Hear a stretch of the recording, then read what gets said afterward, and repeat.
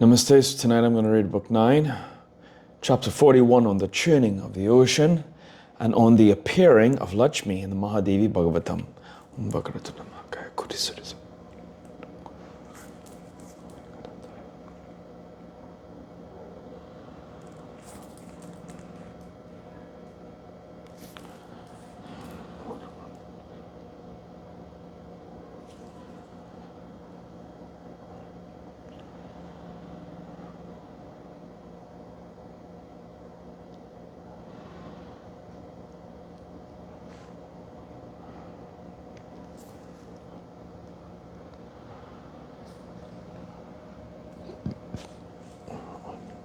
Hum Tatsat. Narayana said, O twice born, Indra then remembered Hari and took Brihaspati, the guru of the Devas, to the assembly of Brahma. Accompanied by the other Devas, they soon reached the region of Brahma. No sooner they saw him than Indra and the other Devas and Brihaspati all bowed down to him. Brihaspati, the Acharya of the Devas, then communicated all to Brahma. Hearing this, he smiled and spoke. Addressing Indra, O Indra, you have been born in my race. Nay, you are my grandson. The Arya Brihaspati is your guru. You yourself are the ruler of the Devas, and you are very wise and sagacious. The mother of your father is the powerful Daksha, a great Vishnu Bhakta. How is it then that when the three sides of the family are pure, one would turn out so haughty and arrogant, whose mother is so much devoted to her husband, whose mother's father and mother's brother are self-controlled and of pure sattva guna? He is not expected to be so very haughty. Every man may be guilty to Hari for the three faults. For some fault due to that of his father, or of his mother's father, or of Guru, the spiritual teacher. Bhagavan Narayana resides in this great holy temple of this physical body, controlling the hearts of all. At whatever moment Sri Narayana quits this temple body, at that moment this body becomes dead. I myself am the mind. Shankara is the knowledge. Vishnu is the vital breaths. Bhagavati, Durga, is the intelligence. Buddhi, sleep, etc. The powers of Prakriti. When these are being reflected on by the Atman, Jiva is formed with a body for enjoyment called Bhoga Sarira Brit. When a king departs, his attendants also follow him.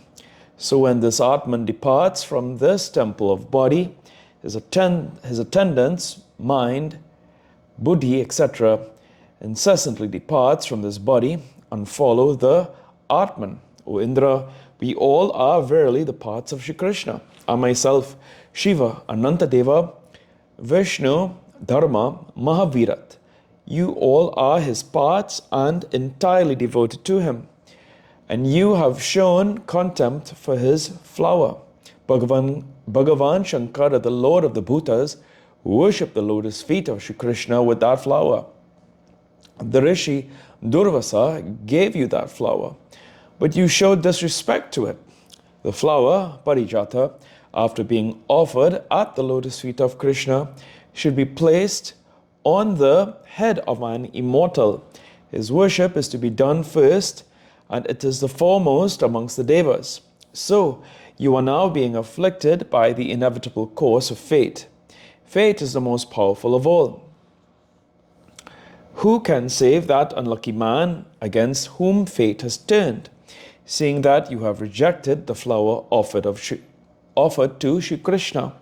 Sri Lakshmi Devi has left you out of anger. Now come with me and with your family priest Brihaspati to Vaikunta and worship the Lord of Lakshmi. Then by his grace you may get back your heavens. Thus saying, Brahma with Indra and all the other Devas went to the eternal Purusa, Bhagavan Narayana, and saw that he was full of fire and energy like 100 Koti summer midday suns, yet perfectly cool and calm.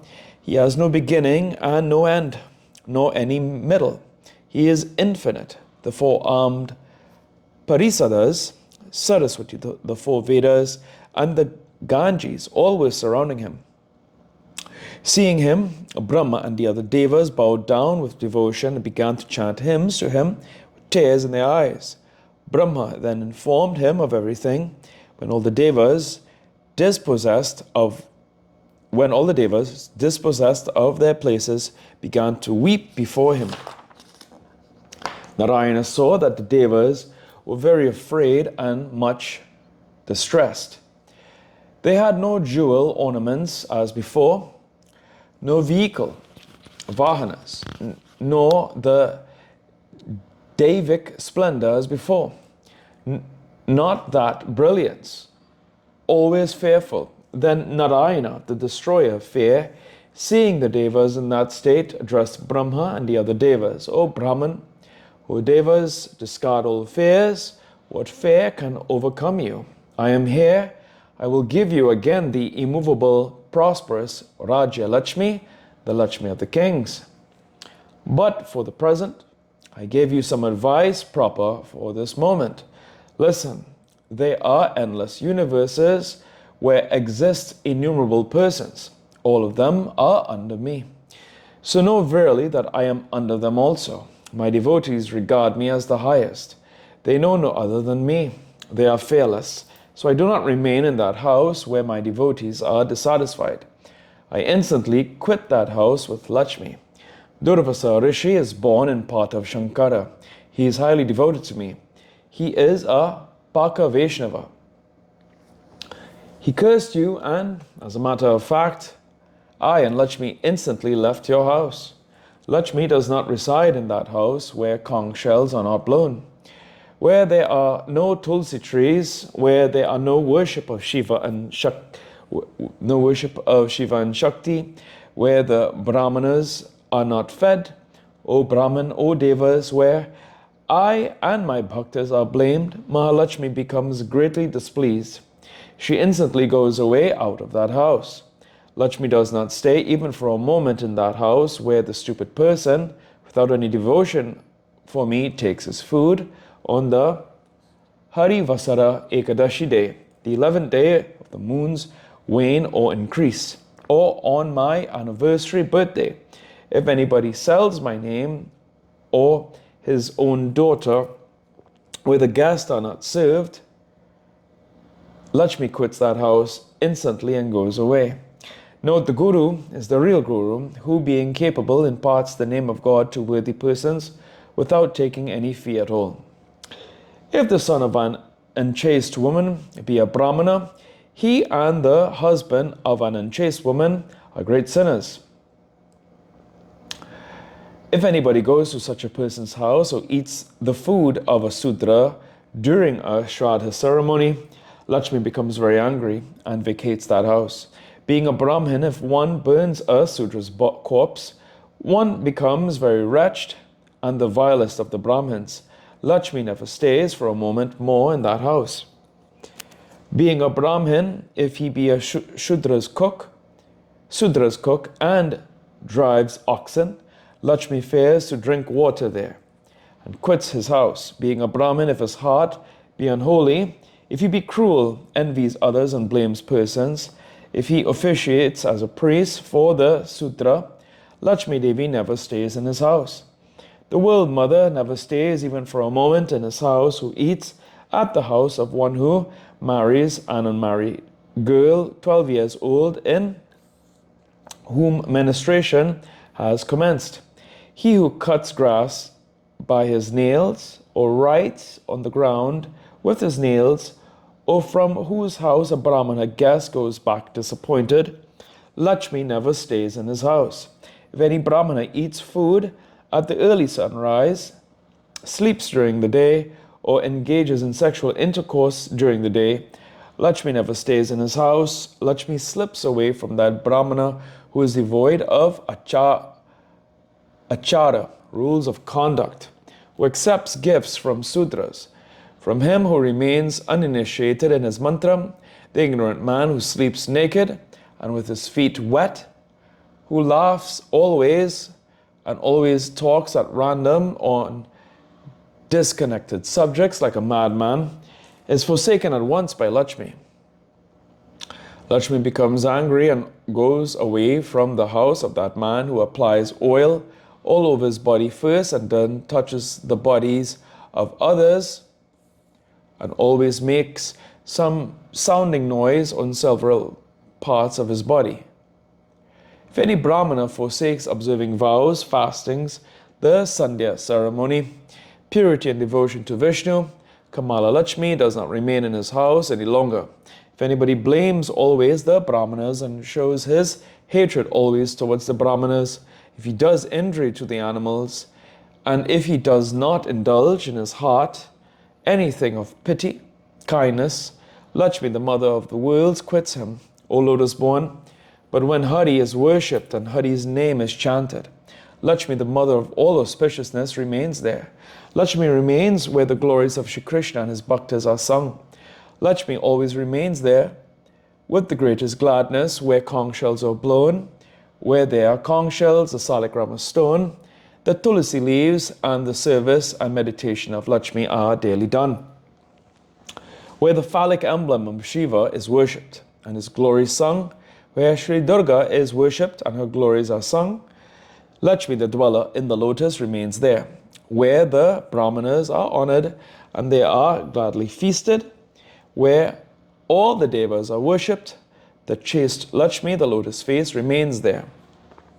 Thus saying, to the devas, the Lord of Lakshmi said, O Devi, go without any delay to the Kisiroda ocean and incarnate there in part.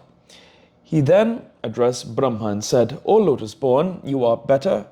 O lotus born, you also better go there and churn the Kisiroda ocean when Lakshmi will arise. Give her to the devas. O Devarishi, thus saying, the Lord Kamala went to his inner compartment. On the other hand, the devas, after a long time, reached the shores of the Kisiroda ocean. The devas and the dejas then made the golden mountain, the Sumeru, the churning rod, the Deva Kurma, the tortoise, the churning pot, and Anantadeva, the thousand-headed serpent, the churning cord, and began to churn the ocean. While churning was going on, by and by arose Dhanvantari, Amrita, the nectar, the horse, Uchesrava, various other invaluable jewels that were desired, the elephant Airyavata, and the beautiful-eyed Lakshmi.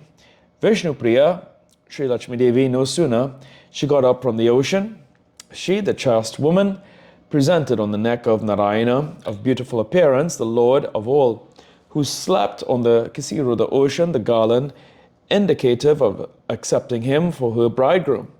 Then Brahman, Maheshwara, and the other devas gladly worship her and chanted hymns. At this time, Lakshmi Devi, being pleased, cast a favorable glance towards the homes of the devas in order to free them from their curse. Then, by the grace of Mahalakshmi and by the granting of the boon of Brahma, the devas got back their own possessions from the hands of the dejas. O Naruda, thus I have described to you the story of Lakshmi Devi, the essence of all the essences, and very pleasant to hear. Now, what more do you want to hear? Say. Here ends the 41st chapter of the 9th book on the churning of the ocean and on the appearing of Lakshmi in the Maha Puranam Srimad Devi Bhagavatam of 18,000 verses by Maharishi Vedvyasa. Om Jayanti Mangala Kali Bhadra Kali Parindra Kali.